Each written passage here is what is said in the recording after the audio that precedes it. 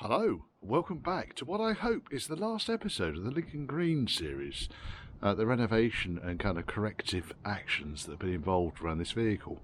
Enjoy it!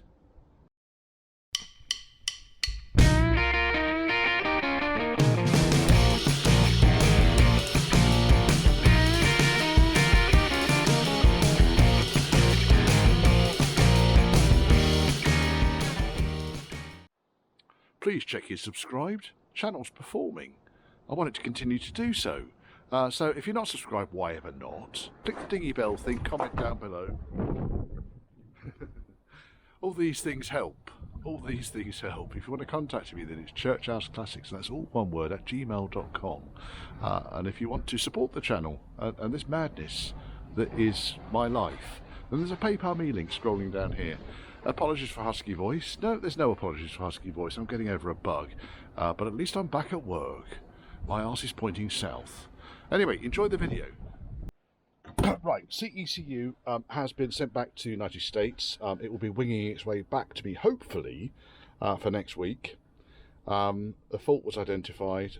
It was because the mechanism that we chose was the one that did the delete around the battery, which causes all of the problems with the ECU on these things. So you introduce a battery which leaks, destroys the tracks on the printed circuit board. So there are a couple of people. There's two in the UK, one in the US. The guy in the US is by far the cheapest, which is why we went down this route. And so far, customer service has been good. And I appreciate that. You know, shit happens sometimes.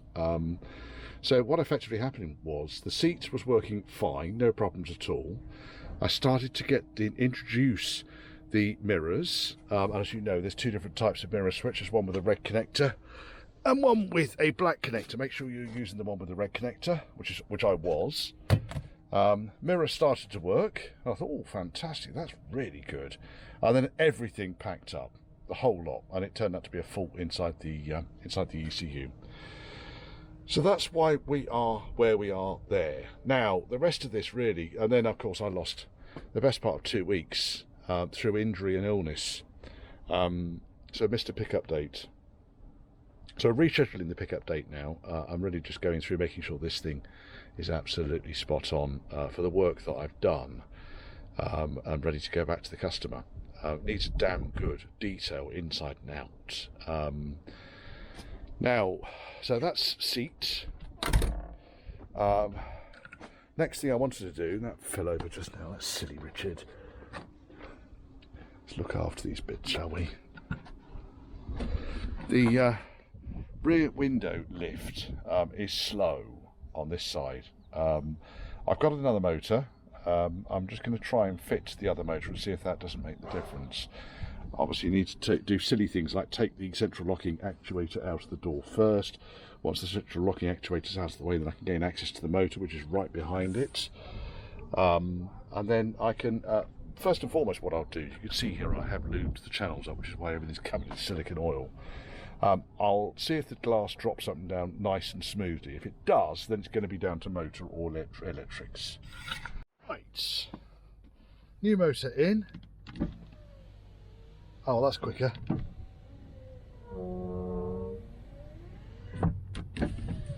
There's a tight spot in there, but I suspect it's probably because we're running 12 volts and not 13.6 because the battery's not working, but that's a lot quicker. So we fixed that, which is good news. Just found the sockets on the floor that I was looking for. Right, that's done that job. ECU is on its way back. I've just seen an email from Alex that says he's sending that back. Some other odds and sods tied up, finish off on this car. It's looking good. Oh yeah. Let's fit it in, let's see what it does.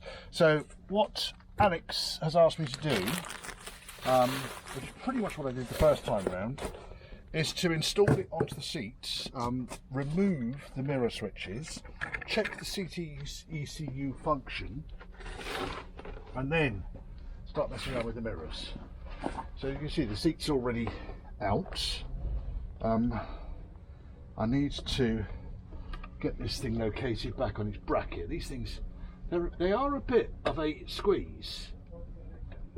So you've got to get the loom over the top of the bracket, and then you can put that in, and then we can turn the little turnbuckle. Then we've got a whole bunch of connectors. Now, battery's disconnected at the moment. Whole bunch of connectors. 1, 2. That one is for the switch. 3. That's seat heater, I don't need that one. This one is for the motors. 4, and then the last one is this little one that goes in over here. I don't know what this one does. It's going in. Right, now what I'll do is I will position the seat back on the pedestal, but I'm not going to bolt it down. In fact, what I might do is just put a screw through the leading edge here, just to prevent it falling off.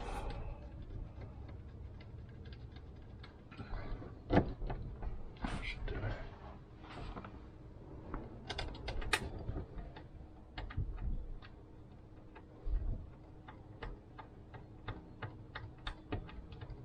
Right, that'll do it.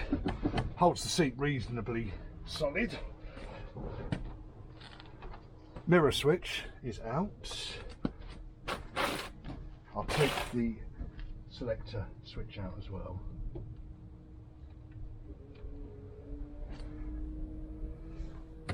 Right, battery back on. Is it going to work? Ignition. Right, so the seat switch. So all functions on the seat are working. What we next need to do, I think I'm going to put the camera around the other side so you're not in the way. I need to put the other mirror on. I need to test that first and foremost. And then once I've got the other mirror in place, then I'm going to see if the ECU works with the mirrors as well, which it really wants to. The whole reason for doing the ECU in the first place was because you can't adjust the mirrors. I'm going to come up with a bespoke loom, I think, for mirrors on these ECU cars, and see if we can't get them working. Right, so here's a pair of mirrors that I bought. These came from Mr. Hammond in Devon. Clean up nicely. These are the correct style with the 2 D connectors for memory. And I bought a pair of mirrors just in case the driver's side mirror, or the left-hand mirror in this particular case, was causing me problems. I'm going to see if this lot bloody works now, because it really wants to. So, on the switch, I've got the red switch and I've got the selector switch in there. So we need to go to ignition position 1. What we'll do is we'll connect the battery. Silly arse. Battery connect. Right, so we're tripod free now. Ignition position 1. That's working. And the mirror's working. That's not working.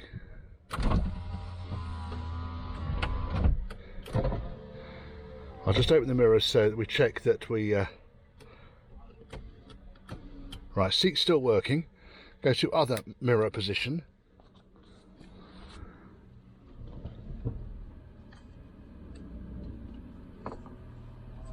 Nothing off either mirror. Right, so that's off. Let's try other switch. Right, other switch wound in. Seat's still working.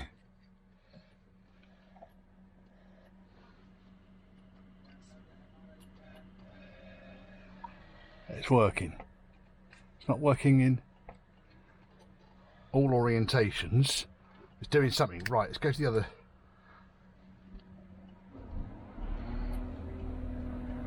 The other one's doing nothing.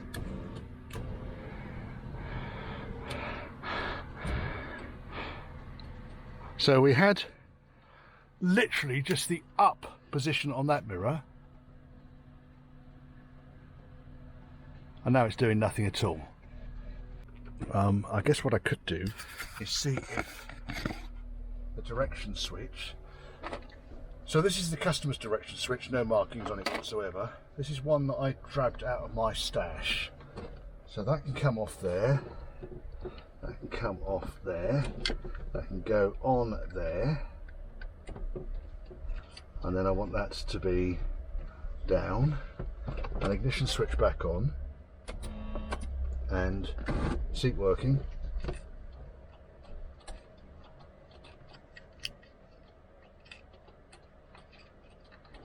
Right, that switch not working. Oh, yeah, that switch can't be working.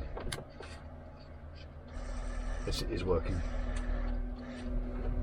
So switch is working. Let's take that one out. Well, I'm going to take the whole fucking thing apart anyway, because I want to give it a good damn clean out.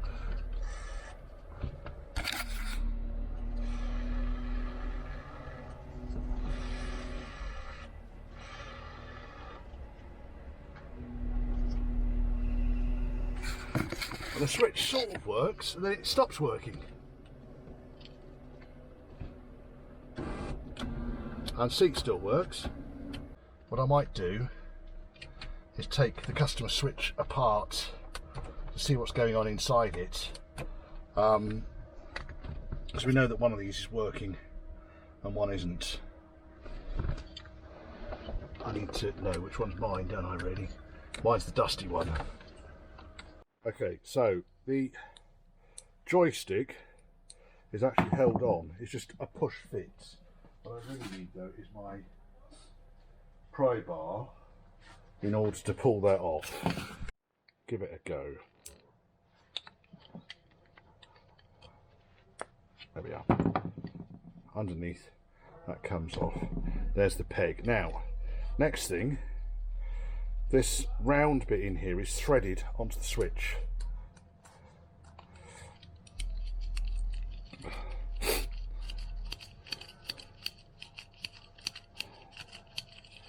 That comes off. Here's your switch. Right, now, it looks like the top end of the switch is just held on by two rivets here, which I would imagine are just a push fit. They might be screwed in, I couldn't tell you. I'm going to have to get it apart. I mean, at the moment we're in a position whereby neither switch, this switch is only working on one function, the other switch is working on three.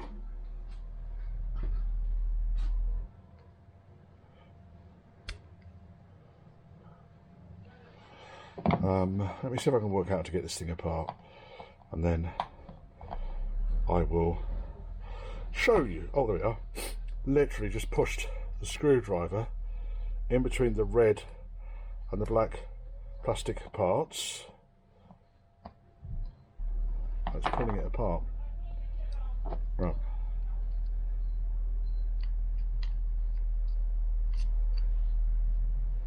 Battery's running low. Let's plug battery in. A momentous occasion. So, yes, they're kind of a push fit rivets. Two rivets out. Plastic top off. Then what holds this lot in here?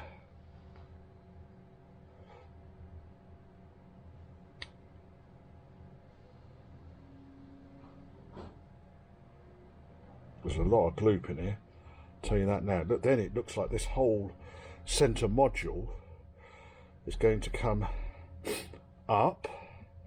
Aha! Then underneath we've got 3 pins which go into 3 screws. And there's the dongle. So if I then orientate this thing back round to how it come apart, in there, and in there. So that's how it all goes together. I suspect that the switch is inside this block here. So what I really want to do is just put a blob of red or something on the two halves so I know the orientation it goes back together in. Right, so then underneath here we've got these three little cups which go down, and they've got pins on the end of them, and it looks like they go excuse me, fucking cough, I've had enough of it, down onto springs here, which then meet up with contacts down there. So what I'm going to do, I think, is just get loads of contact cleaner. Gallons of contact cleaner in there. I'll put it back together again. Let's see if we can't get this switch to behave itself. There's only one function on this switch was working before. And it strikes me that all of the switch componentry is in the bottom half of this module, and it just wants a fucking good clean out. So let's take these three cups out. They're all very grubby.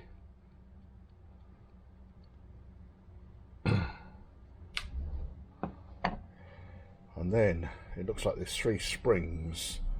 They might be springs, they might just be the metal contacts on the end of these. So let's clean those up.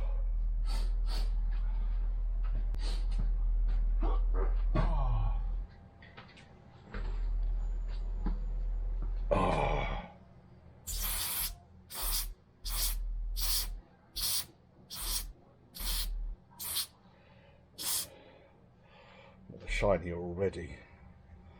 I'm wondering if the edge of the cup touches on the metal strips that go around the outside here, and I suspect they do because those strips are very grubby. So what we do is we get one of James's little toothbrushes,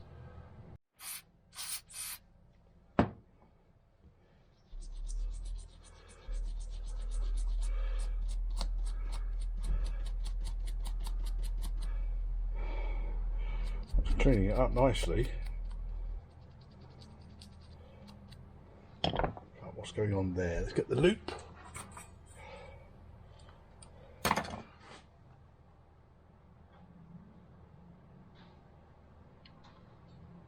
And that's looking like it's been a bit warm there. Should get a bit more light on it. Yeah, it's just grubby. Grubby. Glasses back on. You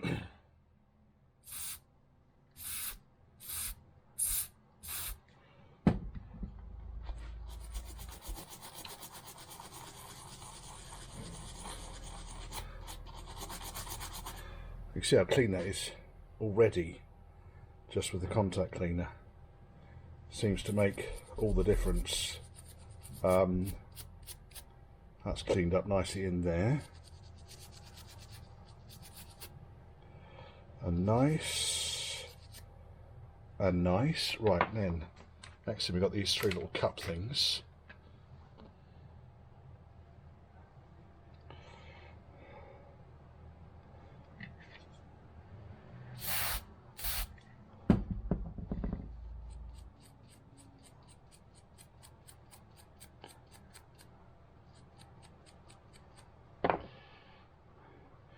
There's lumps of almost like solidified Vaseline or something on the edge here, which I suspect is probably what was causing the problem.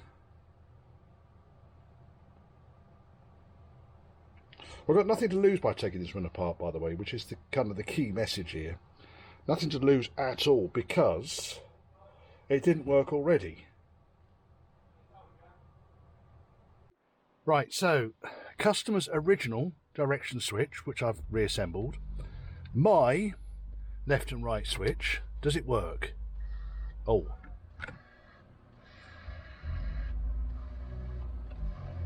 Fucking does. Oh, how silly was that? And what about the other side? So, down, up, left. You're a bloody genius, sir.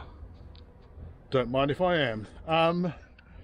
So, yeah, good lord. Because these things, they get grubby, don't they? They really do get grubby. Right, so what I need to do now is to put the switches now back into a suitable housing.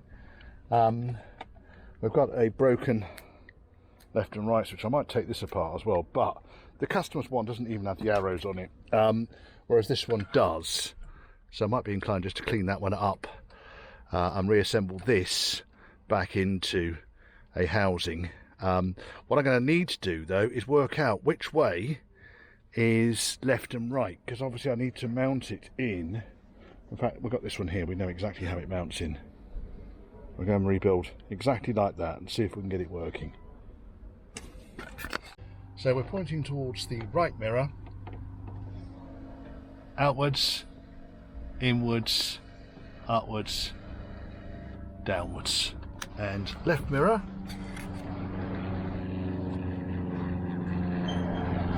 upwards, downwards, outwards, inwards. We've done it. Right. Absolute haunted car. Okay, can start putting this thing together now. So I need to strap the seat down, bolt the seat down, get that all on its mountings, and start getting it prepared and cleaned, ready for the customer. So these guys provide the spring clips for the Discovery 1 and Range Rover Classic door lock, and the spring clip goes in here. So the catch on the rear doors is very easy to get out. You remove the lock, you remove the central locking plate, you remove the internal handle, and you undo the two screws and a fixing here, and it kind of comes out. That's not the difficult bit. The tricky bit then is getting that little bastard spring in there. So getting the old one out kind of helped me understand what was going on here. In fact, I probably lost the old one already. There it is. And the old one, you can see one of the lugs is broken off it. So it should have two lugs like that. Okay? And one's broken off. So that made it floppier than a dick in a bucket. Now, to get the old one off, you need to take, if it's got the outer lug on it still, you're lucky. So by pulling this out, you see how the spring lug goes through there? And the other lug goes through a round hole pretty much on the tip of my finger. You need a pair of needle nose pliers to get in there. But effectively what happens now is when I operate the lock, it's got a nice rifle bolt action. Okay? And that's what we're looking for. So this can go back on the car now. That's exactly what I'm going to do right now. In fact, what I'll do is I'll take you out with the tripod. I'll show you roughly. That was a bit upside down then, Richard, wasn't it? How this goes in. Hello, Mr. Lincoln Green Range Rover.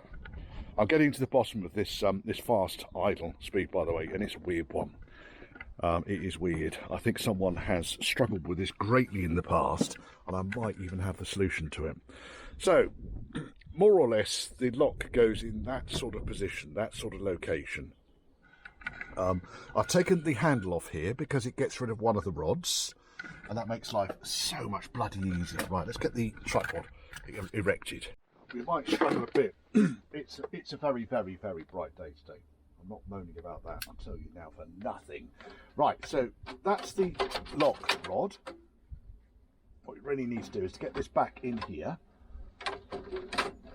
and it will go. There we are. And then locate this back into position. Drop the fork through the hole down here. This is for the child lock. Fucking paint is falling off down here. We're not careful, we're going to end up knocking paint off. Right, now, and then on the inside I've got one rod which needs to go to the external handle. And that's got itself knotted up there. Silly arse. Trouble is, what's actually happening now is the rod that operates the lock is absolutely making a pest of itself. You bastard. Right, okay, let's move the external handle rod around. That's now in my finger. And then we're going to go back roughly into position. And we'll poke that through there. And that now lines up better. There we go. Right, 2 screws on the outside.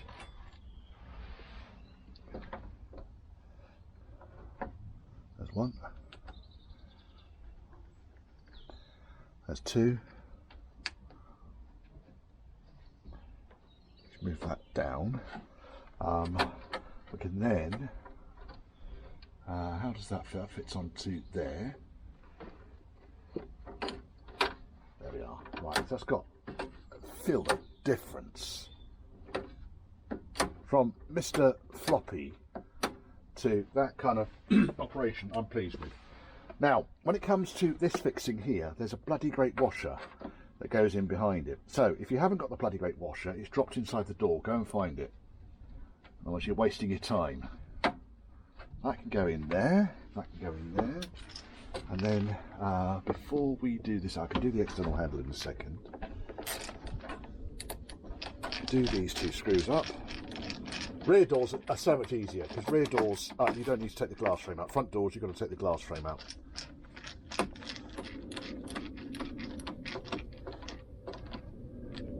But I'm so pleased that this company has remanufactured these clips, because we'd be kind of scuppered without them.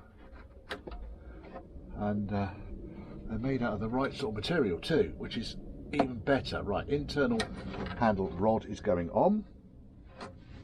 It's difficult to film in here, but if you, let's bring you over here a second. If you look in there, that's the internal handle. It goes off the back of the external handle. That's the external handle rod, and all I need to do is push the rod into the black push for now, and then pull the clip around, and it attaches on. So you can go over here and out of the way again. Click, click, click, click, click, clank, clankety, clankety, clank, and you kind of need to be a little bit clever with your fingers. That might be the reason why my wife married me. Oh, we're going to edit that one out. Right, then we got this rod, which is the lock rod. Has one of these type clips on it. So you put the rod into position. You put the clip over the end, and then you push the clip onto the rod, and it then locks the rod in place. So now, when nice rifle bolt action. Beautiful. Just fucking beautiful. Now, next, before you put the external rod in place, you need to get this roughly in place. So this bung here gets in the way, so you have to pull this out. You can get these bungs brand spanking new, but it does get in the way. So then this has to go in and sit roughly around there. Then we get the external handle, that then goes in, and that really wants to attach into this fixing here, like that. And then this plate now should just about come back. Have we put it in upside down, Richard? No, we put it in the right way up. There we are. That then clicks back and goes into the right sort of location. Okay, that's pretty much the only gotchas I've got on this job. It's not a bad job. In fact, it's taken me longer to fit the spring in the lock than it has to get the lock out and put it back together again. Right, so here we go. Door opens, door closes, door opens. Central locking unlocked. Let's lock central locking. Locked. Locked. Let's unlock central locking. This is the bit that wasn't working. Oh yes. Right, all down to one little tiny little bastard spring. Fixed. Right, let's put the door card back on and we're done with that job.